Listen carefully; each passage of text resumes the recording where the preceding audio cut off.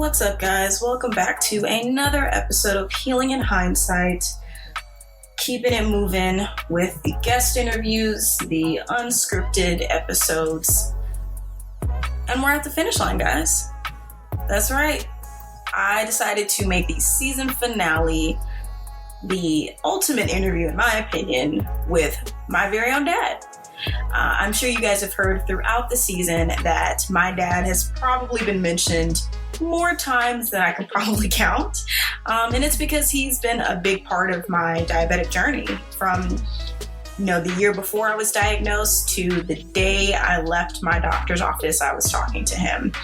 So I thought it was only fair that I brought him on because there's one perspective that he would share, light on that I couldn't relate to. And that's what diabetes is like for a man. So I wanted to have him come on and share the perspective for all my guy listeners out there. Yeah, I didn't forget about y'all. You thought this was just nothing but a girly podcast, huh? But I just wanted to make sure that you had some perspective for yourself because it doesn't just affect women, it affects men too. Hopefully you guys get a lot of insight out of this. My dad has a way with words. Part of the reason why I feel like I'm such a good trainer facilitator because I learned it from him. He has a way of sharing information in ways that is easy to digest, hella funny, and it's just so relatable. So I really hope you get some enjoyment out of this. Welcome to the season finale with me and my dad. Enjoy. Sweet. Hi. Hey, how are you? I'm good. Sweet. You ever start the day out doing something really productive and then you're already tired because you've done your productivity for the day and you still have like 8-9 hours of stuff that you need to do? Yeah, it reminds me of that logo or that tagline from back in the day. I think it was the Army. We do more by 6 a.m. than most people do all day, right? Yeah, that's where I'm at. I decided to clean my balcony this morning. Wow. And yeah, sun is real. I don't like it. Yeah, it will drain you. It will drain you. It has drained me and it's not even 11 o'clock yet. Right. That's fun. Well, thanks for hopping on. For those who don't know, you should, if you were listening to the episodes in order, but I won't hate you for that. So I have Tony Turner, aka my dad, the one and only, who has decided to join us today. In my early episodes, I always mention him, so I figured it would be helpful to have him come on since he also has direct experience with being a type 2 diabetic. But he has a perspective that I don't know, and that's being a guy. I remember you used to give me some advice. You were the first person that I talked to on the way home after I got diagnosed, and there were some things where I'm like, cool, I don't experience any of this, but good looking out. So I figured it would be fair for any of the other male listeners to kind of get the guy side of things because I'd prefer to have direct source versus I think this is what happens. So before we get into that, just would like for you to introduce yourself. I mean, I know who you are, obviously, but for those who don't, who is Tony and what do you do? Tony is, well, first of all, thank you for having me. I have to say this is pretty cool. I have the benefit of looking at your picture on my desk here, and the pictures that I have on my desk are little Taylor, right? And now to, years and years later to have Big Taylor hosting a show and me being on that show, coolness. So I'm digging that. I'm digging that. Who is Tony? Most people answer their who am I by what they do. And I'll touch that a little bit, but I think I'll address it more from what I think I am and what I want to be, right? Mm-hmm. So what I think I am is a relational person or relational male, since this is about the dudes, with a God-given purpose that I carry out through various roles.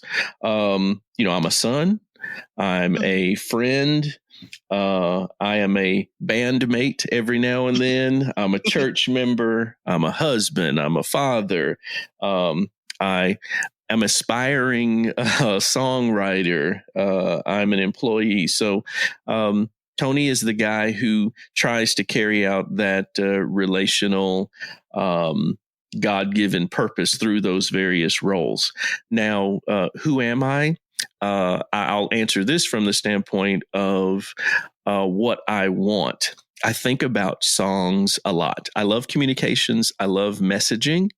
And if I could say, if there's one thing I wanted to do before I kicked the bucket, that is I would love to write a song that gets major coverage, right? Mm-hmm. That many, many people will hear and it will positively, impact, uplift, just something that will, even if it's nothing other than just humming throughout the day, right? If I could do that, Tony is a happy person.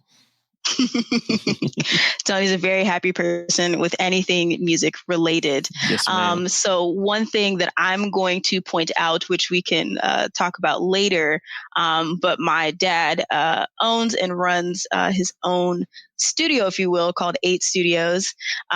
So I will ensure to include all of that information in the show notes later on, and we'll touch a little bit more about that towards the end. So now that we know a little bit more about you, something I've just been asking everybody, because it's been a little crazy. By the way, feel free to speak your mind in whatever verbiage that is. Everyone is allowed to have free thought here. I am not a stranger to cursing, you know that. But so this is a safe place. Thank you. It's parental advisory warned, all that stuff there. But I'm curious to know how 2020 has been for you so far. It's been interesting, and let me do what is a stereotypically male thing, and let me try and compartmentalize that. Let me put that in buckets, right? Okay. So bucket one, we'll do health, right? I would say for 2020, I've been well maintained, or maybe I would use another M word, which we'll get into later, is well medicated. Right. Then from an economic perspective, been blessed, been protected, been covered. I have family members who, unfortunately, have been laid off because of all of this stuff that's going on. The economy's not just great, right? But we haven't missed a beat. And whether we needed to push back from the table for a meal or not, we haven't had to push back because we didn't have any provision. So, really good from that perspective. From a spiritual perspective, that one's a little, I don't know if strange is the right word, but just one of those things that makes you go, So I get master's level teaching every Sunday. I go to the Potter's House, and Bishop Jakes, when he teaches and preaches, it's next level, right? So I'm getting really, really rich spiritual food. So I feel like I'm in the know from a spiritual perspective, but from an actual application perspective, I'm kind of in the react mode versus the assertive mode. There's a lot of stuff going on in the country right now, specifically in the U.S. that I'll use a light word and I'll say tweaked. That ain't the right. That don't explain how we feel. Right. And let me be clear when I say how we feel. I'm talking about Black people, right?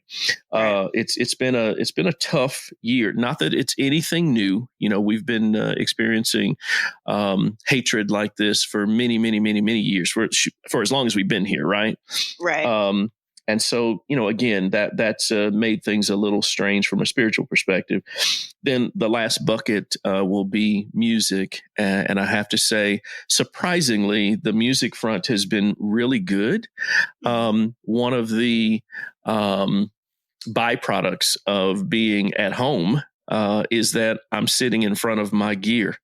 And so, I'm doing work, but my keyboard's right back there. My bass is right over there. So, I just heard this little beat. Let me go ahead and put that down right quick. Right. Mm-hmm. And so I've been able to, do some music. And so from that perspective, 2020 has been really good.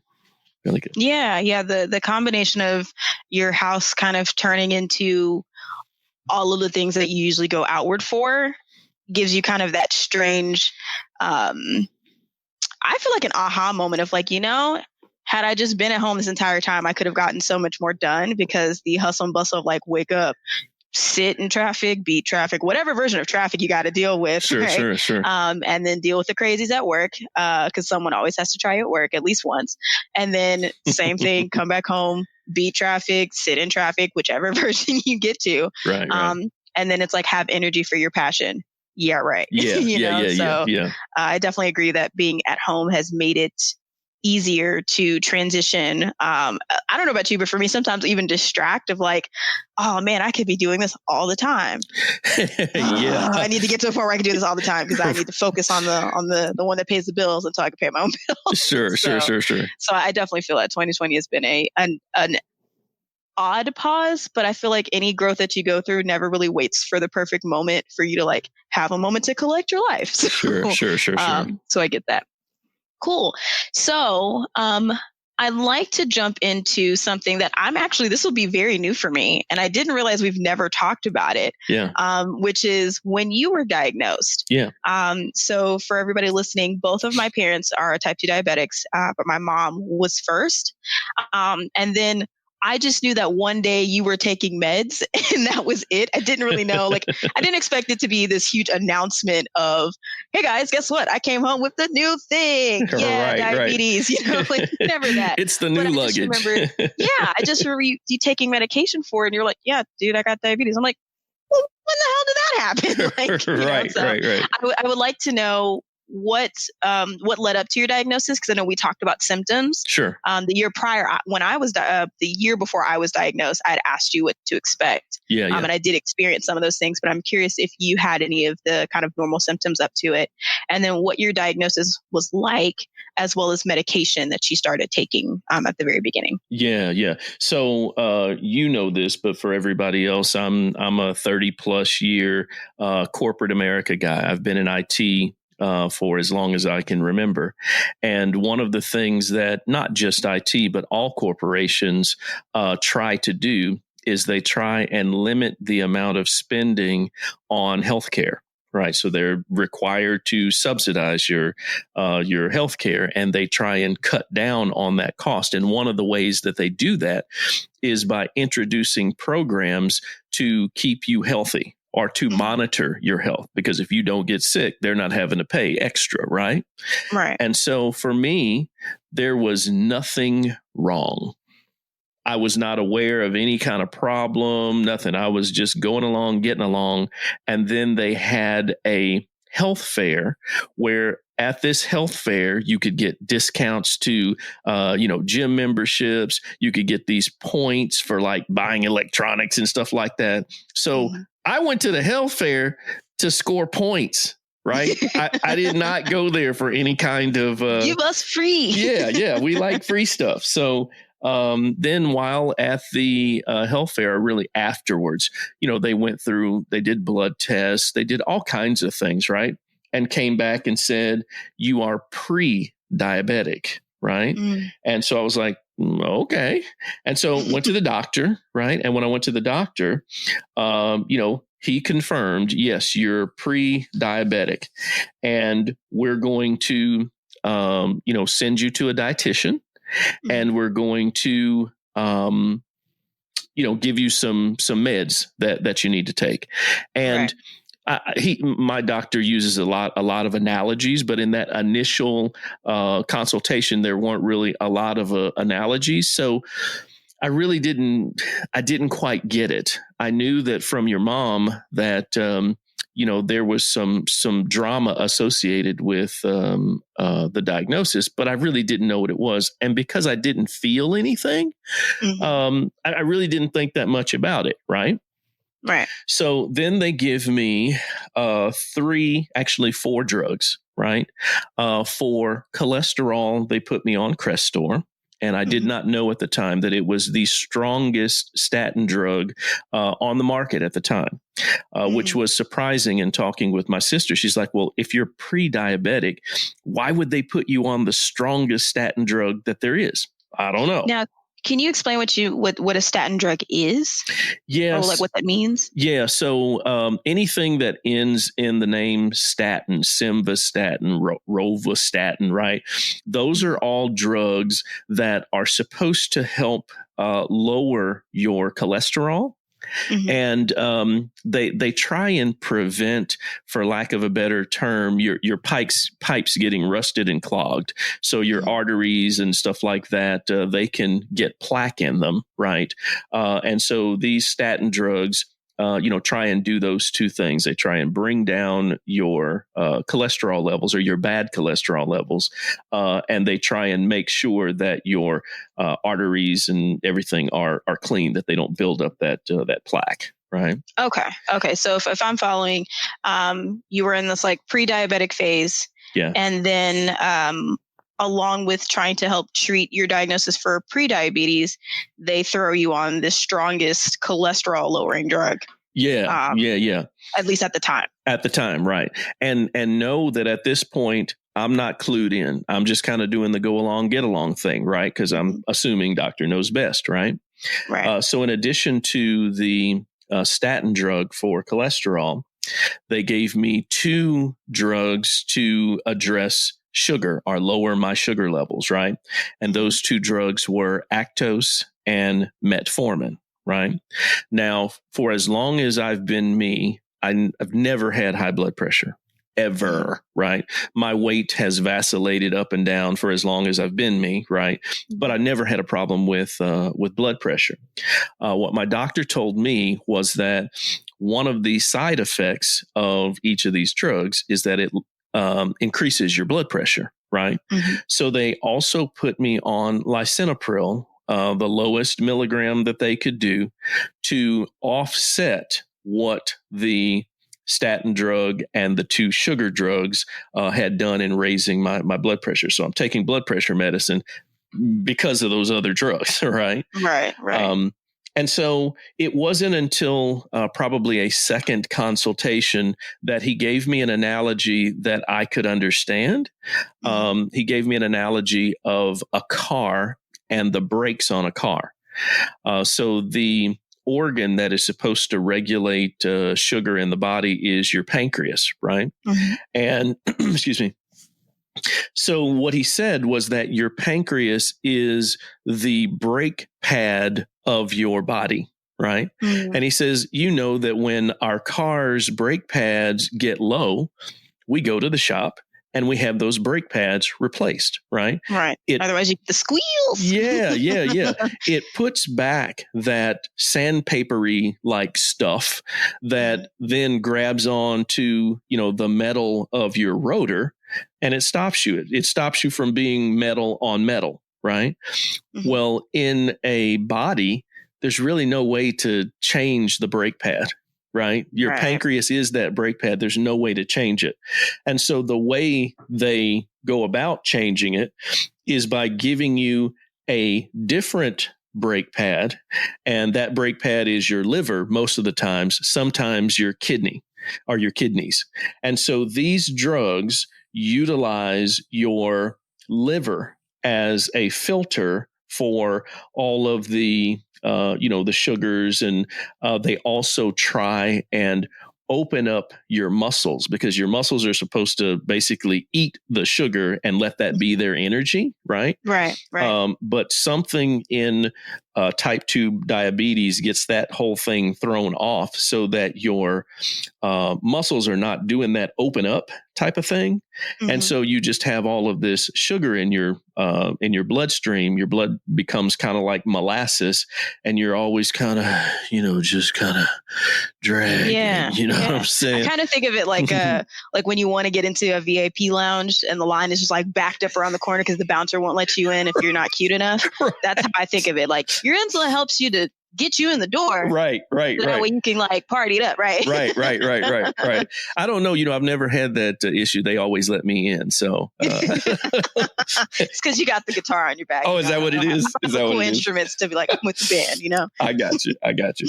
I will tell you that those were the initial drugs. And that was that was probably 10 almost 15 years ago, right? Mm-hmm.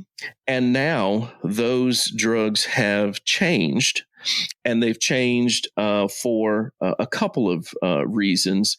And, we can probably talk about that a little later, but I have a completely different regimen now that is a little more taxing, but is supposed to, be better at this age and stage. Gotcha. Yeah. So I'm curious to know, so it sounds like you didn't really have any side effects initially. Oh yeah, I did. Oh, you did? Oh yeah, I did. And the one drug that I had side effects from was metformin. And no, I meant diagnosis wise before you got put on. Oh yeah, no, there were no symptoms. There was nothing to indicate that anything was wrong. I was playing basketball 3 days a week. At lunchtime, I was eating whatever I wanted to. I had no symptoms of which I was aware. Right. Sound familiar, folks? Wear your mask. Just kidding. Not kidding. So I'm curious to know, you already touched on it. So now that you were, you just happen to be at this health fair trying to get the free swag everywhere. Yeah. You do all the tests and they come back saying, hey, by the way, you're kind of in these pre-stages of diabetes. They throw you on 4 different medications. And so since you already touched on it, I am curious to know how the side effects, affect how you felt about the side effects, and kind of what was your mental state in dealing with them. Because it's I don't know about you, for me, it was really taxing at first of why do I feel so crappy? I'm angry at everybody kind of thing. Yeah. So for me, I had one primary, I'll say 2. One that stuck out pretty immediately, and that was a direct result of taking metformin. Metformin messed with my stomach, made me completely nauseous. You said this was a safe place, so I'm gonna go ahead and say gave me the runs, all of that. And I'm pretty medication tolerant. Right. Mm-hmm. I don't have a lot of reactions to medications. Right. Mm-hmm. And so it was a little bit of a surprise to me. And I, went back to my doctor and was like, hey, this ain't really working. And initially he was saying, okay, well, just fold it in with food or sandwich it in with food. Eat the first part of your meal, then take the metformin and then complete your meal, which kinds of, sandwiches it in. That didn't really do it for me. Mm-hmm. And so what they ended up doing was moving me to a different it's still metformin, but it's an extended release metformin. So you don't get the big drop all at one time. That's what I have too. Yeah. And that leveled me out. That got me back to a place where it wasn't really messing with my stomach so bad. Same. Yeah. I literally had the same reaction. They started me out on just metformin by itself. Yeah. And I remember you telling me this as I'm driving home, or at least driving to go pick up my prescription, about the stomach stuff. And I had the same issue. I had to get a medical accommodation actually, because I was going to the bathroom so much at work. And so that's also what led me to extended release. I started out on metformin, and then my doctor didn't want to up the metformin since it was messing with me so bad. Sure. So she added glipizide along with it, and that helped. And then I switched doctors, and I was just still uncontrolled. A lot of that was just me not being consistent. But then I also moved to took me off glipizide, put me on the extended release. And actually, most recently, I'm now back with glipizide, but with the extended release, and that seems to have helped because I've been hovering in that 180 phase. Yeah. And now I'm kind of starting to see a trend down into kind of normal numbers. So hopefully I can come off. But that's what we want. That's what we want. Yeah. There was one other side effect that I backed into. I didn't really realize that the two were tied, and that was with my eyes, right? So I've worn glasses for as long as I can remember. And, in my probably late 30s, I switched to contacts, right? Mm-hmm. And I'm doing my yearly checkup. And in addition to my yearly checkup, now I'm doing a diabetic checkup as well for the eyes, which is really smart. If anybody out there has Type 2, you definitely want to keep your eyes checked, and you want to have that diabetic check where they put the drops in that, you've got to get somebody to drive you, whatever, that allows them to look at the back of your eye and see if there's damage to the veins and the arteries and stuff like that. We all want to see, right? Yeah. And so what I found out was that I was frustrated with my glasses because, I'm at the house, it's dinner time, I'm dropped in front of the TV, me and your mom, and Voyager's on because, we're big Star Trekkers, right? Mm-hmm. And I keep having to adjust my glasses like I'm an old person, pull it down to the end of my nose, push it all the way up, right? And I can't seem to get clear vision. And my eyes are kind of watery, right? Mm-hmm. And I change prescriptions and it's still, messed up. Only to find out that when your sugar is high, then you get this kind of, think of it like a thick saline, right? Mm-hmm. In your eyes, right? And then you go and you do the eye exam, and the eye exam gives you your results based on that. Ooh, I got this gooey stuff in my eyes, and they're trying to provide extra clarity based on that. Now, they don't know that you have the gooey stuff in your eyes, but you do, Mm-hmm. right? Right. And so then you get a bad prescription, and then you get home 2 weeks later and the same glasses that was working 3 days ago, now that your sugars are controlled, right? Mm-hmm. Now it's jacked up, right? So that was another side effect that gave me pause, and that was probably the first time that I really started thinking, okay, this thing could be serious because I'm just going along, getting along, doing my normal everyday thing. And this thing could blind me if I don't, if I don't manage it right. So, that was the other, side effect, if you will. Yeah. Yeah. So now, you mentioned already that your medication regimen is a lot different. Yes. And I know that we had touched on it right before you actually transitioned. Right. Because you were traveling a lot of stuff going on. We could still go outside, all these things. Those were the days. Yeah, right. So you transitioned from taking oral medication to insulin. Right. So I'm curious as to what led up to that and how that's been working for you physically, and then, kind of where your mental state has been since taking insulin. Yeah. So basically what happened was a combination of things, right? So we start with the common denominator that everybody has, and that is life happens, right? Mm-hmm. So my job was really, really stressful.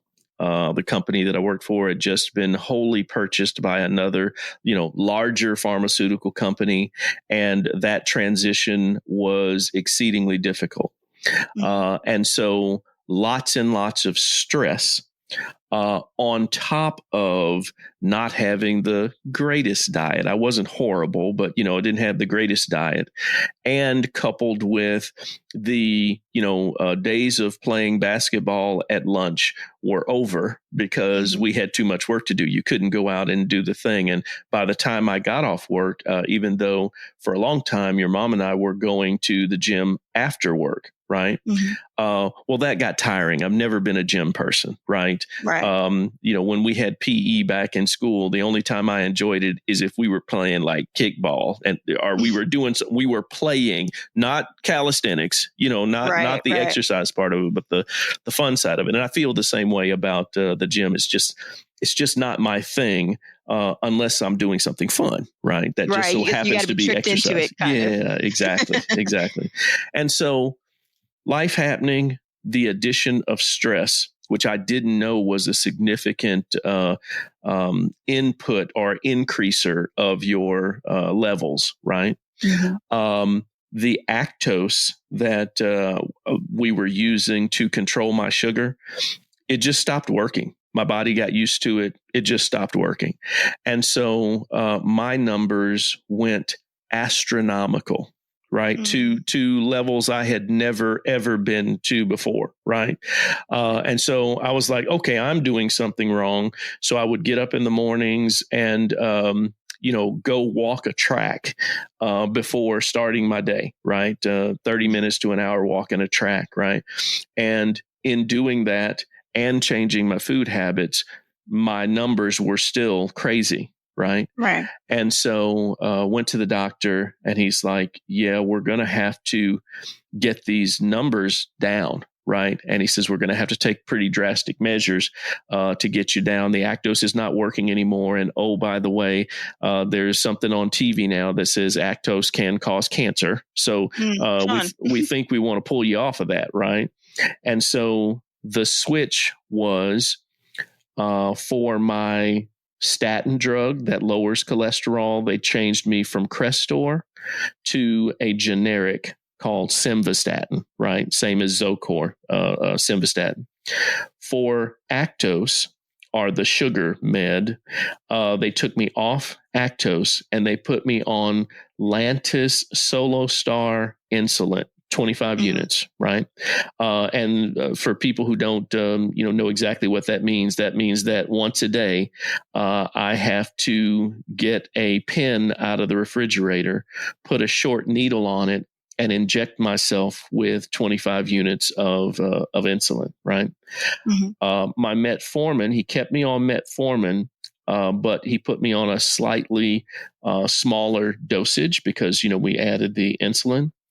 And the initial round of that brought the numbers down a little bit, but not enough to, be in, their range of okay. Right. Right. And then it had another side effect in that it shot my blood pressure through the roof.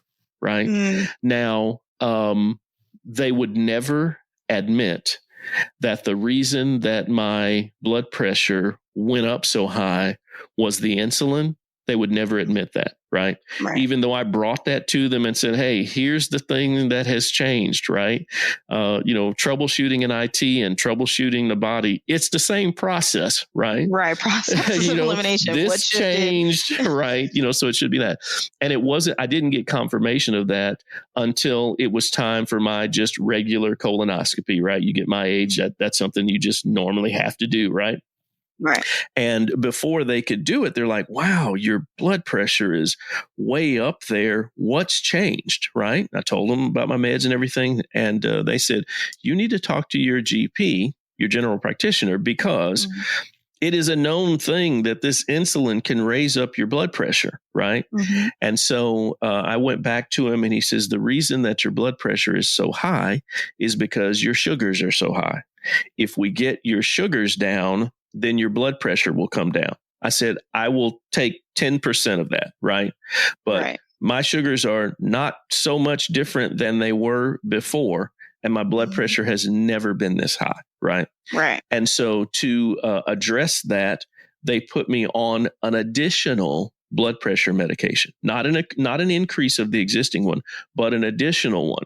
Now, this is where I'm going to switch and I'm going to talk to the men for a minute. Okay. Trust me, bruh, this kills your sex life.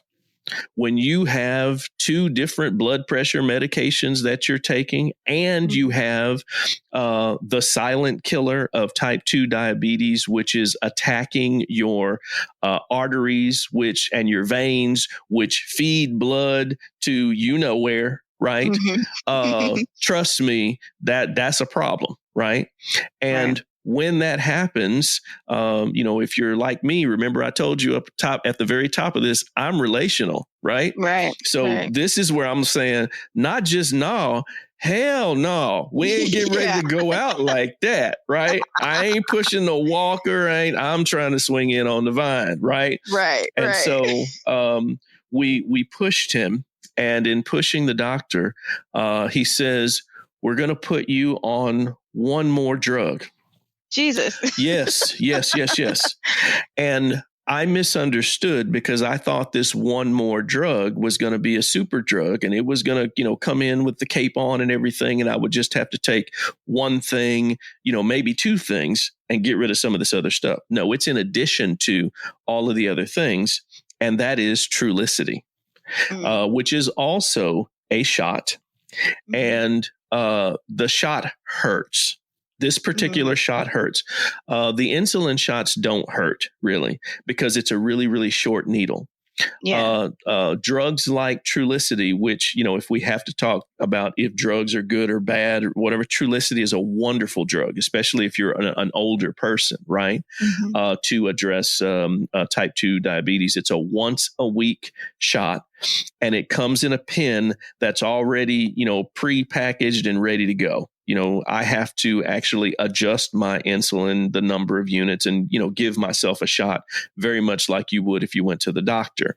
This Trulicity pen is already ready to go. All you do is take the little cover off the bottom, turn a knob, and, pinch an inch and put it up on your, I take mine in my stomach, put it on your stomach and press a button, and it automatically, pops the needle into you, pulls the needle out of you, that whole little process.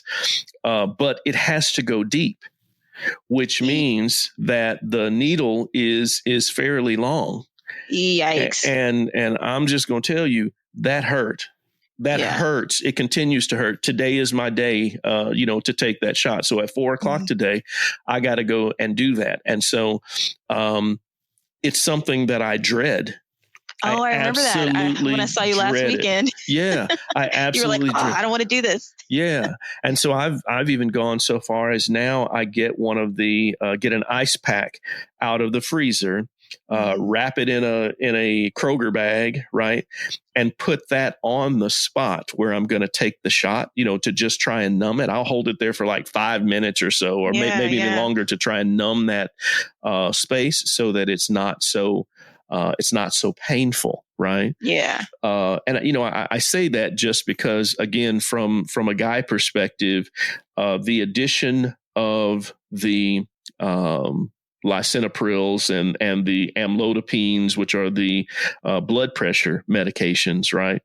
The addition of those messes with your blood flow, and the type 2 diabetes, right, messes with your blood flow. One of the reasons they call it the silent killer is that you don't really feel it, but all of that sugar is attacking arteries and veins. And so any connector is getting jacked up, right? So your eyes are getting jacked up and you don't even know it. Your feet are getting jacked up and you don't even know it. You'll get a cut on your leg, and what used to heal in just a couple of days, now 2 weeks later, is still kind of, it's still kind of there. It just kind of slows that whole thing. Anything with circulation can be impacted. And the challenge is that as you get older, right, it's your organs, right? Because you're using your liver with these medications to replace your pancreas. You're using your kidneys to replace your pancreas, right? And you're putting all these meds in there that are, making that thing fire off. That can't be good long term. It just can't be good long term. So if I were to say anything to my boys, I would say, bruh, change up your eating habits, right? It doesn't mean that you have to, cold turkey, but what does the Bible say? All things in moderation, right? Right. You got to learn to push back from the plate a little bit. And though, like for me, I was little bitty, all my upcoming, I vacillated up and down, but for the most part, I was the height that I am now, 5'9", and I was 135 pounds. And I could eat anything and never gain weight, right? Till I met your mom, but that's a whole nother thing, right? And so, having that norm, being able to eat, drink, whatever you want, and then having to vastly change that, it's hard. And I like food. I like food that tastes good, right? Right. And so it's definitely been a challenge. I'll say one more thing and I'll hush. And that is on the mental side of it. Frustration is a real thing. The Trulicity thing, having the insecurity of, knowing whether, hey, am I going to be able to perform or not? right? Right. That is that works on you, right? Mentally. And, never thought I'd be talking about sex with my daughter, right? But, sex is very much a mental thing. Yeah. It's something you do physically, but it's a mental thing. And if the mental ain't right, bruh, it ain't happening. It ain't happening. Yeah. And so this disease silently attacks not just going after that area, but think about it. What's the requirement? You need blood flow, right? Mm-hmm. And if your arteries and your veins and everything are being plaqued up, right? Mm-hmm. Are being, messed up, right? It just doesn't work. And you can go to urologist, you can go to all of these different, you can go and get on Facebook and, Hims, there's all them pills I could take. Ain't none of that gonna help if the wiring is jacked up. Ain't none of that gonna help, right? And so you can't replace it. No, it's not like a renovation project. No. And so that's one of the things that I wish I had known early on. Because like I said, I was doing the go along, get along thing for probably 10 years before I had a clear understanding of what the medications were doing and what the long-term side effects could be. Yeah. I think that was the first thing that freaked me out was, my first doctor was just like, this is, most people, I just put them on metformin and they're usually good. And I'm like, for how long? Like forever? Like, I'm sorry. Liver failure is a thing with this drug. You know that, right? So like, why would I, and especially for me, I was coming out of 25. Yeah. When I found out and there was no pre for me, it was just like, nah, you dare. Tell her what she's won, Bob. There was no getting around that. Right. So it's definitely, and we've had countless conversations about like just the mental switch that you have to do. Yeah. Because as much as you want to, or at least speaking for myself, as much as I want to like not allow time to push me away from things, because there's that angst of like, I need to get this done now, otherwise like world fall apart. Sure. And especially being a list checker of like, I need to check off all these things, I need to complete these things, I need to accomplish something to feel valuable, right? Right. And so when it's something so potentially long-standing, it's hard to turn that part of your brain off and be like, oh my God, this is it. I'm stuck like this for life. It is what it is. Let me just decline, and so it really does. Right. Yeah. So it's just like that intense mind over matter thing of like, now that every step that you take against that, is completely adding to the fact that you can't replace any of these stuff. So I can either make sure that 8 o'clock I stop eating and snacking, because that's my big issue is I'll actually get my routine down. I'll even get taking my meds, at the same time and consistently down. Sure. But then I want to go hang out with folks. Yeah. When we could go hang out with folks, or maybe hop on a Zoom, and have a late night happy hour thing. And now I'm hungry because I'm up so long. Sure. And, I'm not about to sit here and cook a whole healthy gourmet meal like at 10 o'clock at night. No, what I want? I want to favor that P. Terry's burger because P. Terry's is a shit. And that's what I like, Right. And have the greasy fries. And, I haven't had a soda in how long, it'd be nice. Yeah. You start having those carb cravings. And you're like, well, I took my meds, but you didn't give it any chance to work because your body needs to process. And fun fact, sugar takes a very long time to process. Yeah. So the earlier you have it, the more time your body has to process it out. Yeah. And if you don't have the right proteins and complex carbs along with it, they need, and fat, all of them need to work together to process all of that. So if you're just binging sugar, essentially, you're right back at square one. You know what I mean? So that's the mental game that's always so tough. Yeah. I've talked to some older folks that are in the family that have type 2, and they have a wrong thought process about their medication. Mm-hmm. They think that if they take their medication, then they can have whatever they want. Right. They think that the medication is the solve for diabetes. It's not. All it's doing is trying to help your body regulate some stuff, right? So if you're not changing your habits and you're still doing fried chicken and, whatever else that is your thing, right? And then you just throw in some pills on top of it, right? That ain't working, right? Right. And the older that you get, the tougher this disease becomes. And so a lot of the times the reason why they quickly put you on these medications is that the thought process is, I don't want the pipes to rust. So if I can go ahead and start them on this regimen, right, that'll prevent the pipes from rusting so that when they get older, we're not having to put them on a dialysis machine because their kidneys have completely failed because we didn't balance them, throughout the time.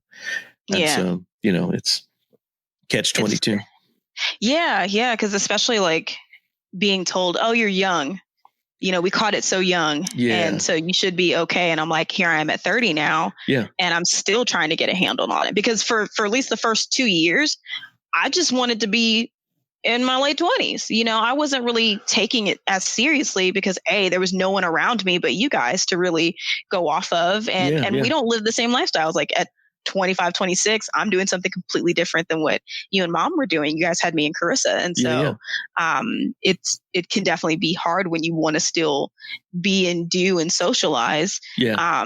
But now you're having to treat yourself like you're older almost, because that's what it feels like. It's like, I'm so young, yet I'm having to do all these things that I don't expect to do until I'm 80. Yeah.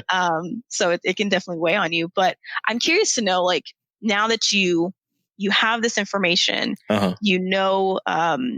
of the things that need to take place to help at least scale you back as much as possible. Because, my goal is for both of us to get to a place kind of like mom, where we're able to at least, if not come off of our meds completely and manage on our own. Yeah. Or basically, once we've really gotten into that rhythm and routine of doing the right things by our bodies, it's amazing how it can reset itself. Yeah. You know what I mean? And that's, the ultimate goal is like, if I can reverse this, because it's totally preventable. Sure. Right. And so if it's preventable, there's like a window of opportunity where you can get back to that place. And so I've shared that with you plenty of times, but I'm just curious as to what has been your personal goals in managing your diabetes and where you would like to see yourself. And even what steps you've taken to kind of get to those goals. Yeah, I think in life we have to figure out how things work. You've heard me say this before. I won't make it a race thing. I will make it just a statement, is that as a people, we are very okay with reading the headlines, right? Mm-hmm. We don't necessarily dig into the detail. Right.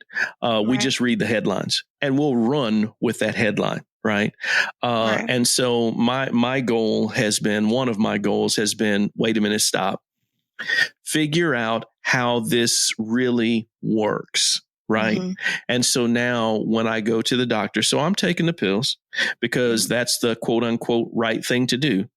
But as I'm taking the pills, I'm also doing all kinds of research on natural things that I can do, right? Mm-hmm. Supplements that I can take that don't have the side effects that maybe a metformin or a simvastatin has, right? I've made conscious choices to most of the times drink water, and I ain't playing. So most of the times I'm drinking, whether it's this kind of water or the what's it called? The sparkling ice water, which you have to be a little bit careful there. And that's probably another frustration, is that you have to learn more than you ever want about what you consume. Right. Otherwise, you can get yourself jacked up and don't even know that you're doing anything wrong. So my goal has been to take all the things that were normal. An example, I would go to lunch. And when I went to lunch, I would always have a sweet tea with whatever it is I had for lunch. Right. Yeah. Okay. So I'm not going to do a sweet tea. I'm going to do water, and I'm going to put some lemon in it. Right. And if I just make that routine change, then when the weekend comes, right, all things in moderation. Okay, well, I like Angry Orchard. Maybe I can grab me an Angry Orchard and, watch a show, and it's not going to be a thing where I am completely blowing my balance. Right. Right. I'll talk, we talk about partying a little bit. So I'll talk about alcohol. Alcohol is horrible when it comes to, type 2 diabetes. But what if you enjoy it? Right. So, so if you enjoy it, then you have to choose, you have to do a little research and say, which one, okay, is the brown stuff bad? Is the white stuff bad? Which one of these things does the least damage? Right. And so, I've found out that for Tony, tequila's okay. Right. Yeah. Now I can't go and, go crazy with it. Right. My days of, college like partying, I can't do that no more. Not if I want to, survive. Right. Right. But in moderation, it's okay. I can have some tequila, but I had to do that research. Right. This isn't necessarily the same thing for everybody. But what I have learned is that my body responds very well to exercise. Now that's crazy because I hate to do it. Right. Right. I was like, I wish mine did. Absolutely hate to do it. I would do it. So I got this app for a little while that would allow you to just not go through and filter what you eat. Right. But to just put it down. And, I didn't necessarily have to type it in. It listed out all of the stuff. And so I would at breakfast time choose all the things that I ate. And it would tell me how many calories I was throwing in, how much sugar I was throwing in, right? And I found that, oh, you know what? I'm not so bad on breakfast. And I look at this, lunchtime, I'm not so bad. So when it gets to nighttime, oh, look at how many calories I have left, or look at how, much sugar is balanced. So if I want to go to I want to treat myself, I like ding dongs, Hostess ding dongs, right? I throw them in the freezer, right? And every now and then I can go grab me one of those and know that I'm not really hurting myself. I'm balancing out. So that's kind of where my head is. What my goals are is to better understand what this is doing, and specifically how my body is responding, so that I can adjust accordingly. I can't say it enough. Exercise can be your friend, because if I fill out that same app, but I went and I rode my bike for 30 minutes, okay, I just burned all of these calories that I could put back in the bank. Right. Right. And so, that is kind of, where my head is. Yeah. And I definitely agree. I think that's something that even as a society we're coming to more understanding about, is like, for us, it's the food pyramid. Like, all you guys knew in raising us is like, as long as we're meeting the food pyramid, I did a square. I drew an air square and I meant a triangle. But you get what I'm saying. Yeah, like, as long I get as it. Follow this, we're fine. And it's so far beyond that. It is what works for your body. It's kind of like allergies in a way. Like, sometimes you can have this, other times your body's like, no, I don't want that. And learning to recognize that as individuals is tough. I can't only imagine being parents. Like, okay, now I have other individual bodies that I need to kind of figure out what works for that. So how could you know, what we were eating and if it was affecting us, that heavily or not. And so, that leads me to our final question. Yeah. Well, around this topic, I guess you would say. So you've shared a lot. I hope you guys can understand why I talk to my dad so much, because he has such great insight and so eloquent in how he explains it. Very easy to digest what he says. So that's why I'm always in his ear all the time. But I would just like for you, if you could leave one tidbit, especially for male listeners, again, who may also be coming into either just now learning that they're diabetic, or maybe they've been diabetic for a minute and they're just like struggling to find some balance. What advice or couple of pieces of advice would you leave for those people? Yeah, I would say there are two things. Thing number one, go to your doctor. force yourself to go to the doctor, because we don't like doing that, right? But force yourself to get on a regular regimen of going to the doctor. But don't let the doctor be I'll use biblical terms, right? Don't let the doctor be your idol. And don't let what they say be your idol. Let them give you the information based on their knowledge or whatever, right? Then you, sir, do your own research on you. There are lots and lots and lots of supplements that you can take that will help with lowering, so that maybe you don't have to take as many of the the harsher meds, that are suggested. I am actually, practicing what I preach. The first week of September, there's a doctor in Atlanta that does an extensive blood look at, right? So I'll go to my normal physical, and I'm asking my doctor, hey, when you send this off to LabCorp, ask for all of these other things as well to look at on my blood. And when I give her the report, she can then say to me, okay, Tony, for you particularly, man, your vitamin K is way low. So get you some of that, right? And looking at a snapshot of you, this is what you need to do, because every person is different, right? And the last thing I would say is it's hard to recognize that something has the potential to be very, very bad if it doesn't hurt. Right. If you hurting, of course, you're going to go to emergency care or doctor or something like that, because you don't want it to hurt no more. This thing does not necessarily hurt, but it's doing hella damage. Right. And so I would strongly suggest my young men and my old guys, get to the dang doctor, let them do those assessments, and then you take it from there. You manage yourself accordingly. Yeah. Awesome. Yeah. This was fun. It is kind of fun. You should totally come back. But, until I have you back on the show again at a later date, if people want to connect with you, learn more about the studio, all of that, how can people get in touch with you? Probably the easiest way is to go to my website, which is the number 8, weare8studios.com. And there you'll have a connect with me or contact me option, which is a Gmail account.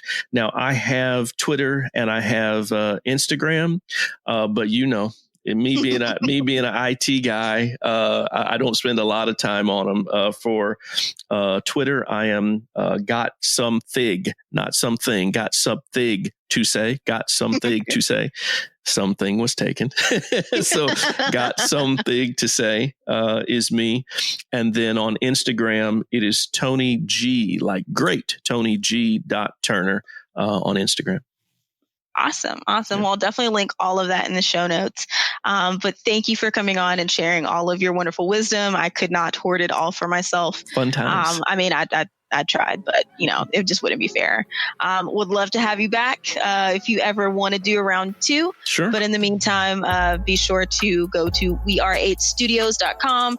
Check out Tony T, or aka IT Tony T, for all of your in the corporate world, musical, nerdy, techie things.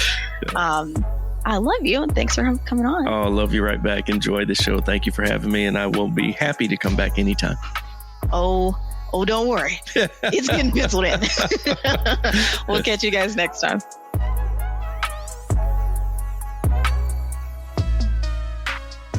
Gotta love Dad, right?